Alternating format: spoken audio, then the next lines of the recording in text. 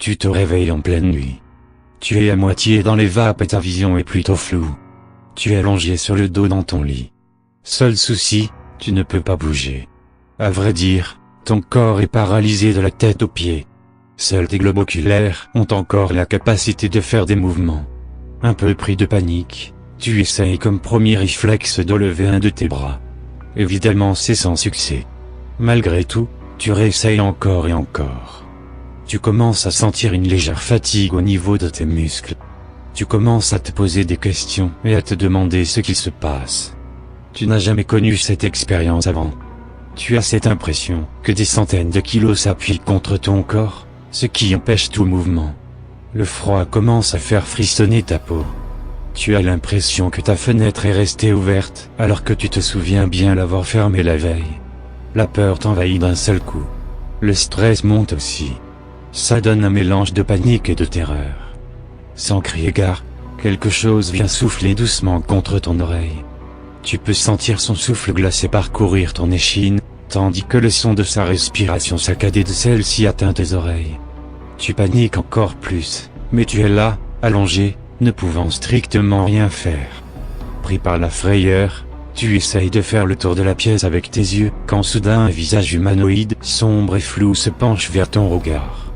Tu écarquilles alors les yeux et ton souffle lui s'accélère. Tu as une impression de suffocation. Ce visage s'approche doucement, mais sûrement du tien. Tu ne vois pratiquement rien comme tu es dans le noir, mais tes yeux ont eu le temps de s'habituer à l'obscurité. La silhouette s'immobilise et tu sens son regard pénétrant te fixer avec intensité. La peur te transcende, tu fermes fortement tes paupières, et pris dans ta tête que tout ça s'arrête.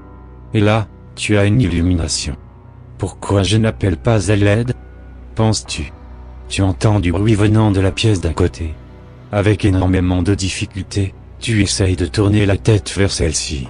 Pendant cet instant, ta nuque refuse de suivre le mouvement, mais tu décides forcé au prix d'entendre les os de celle-ci craquer un par un, comme s'ils se brisaient.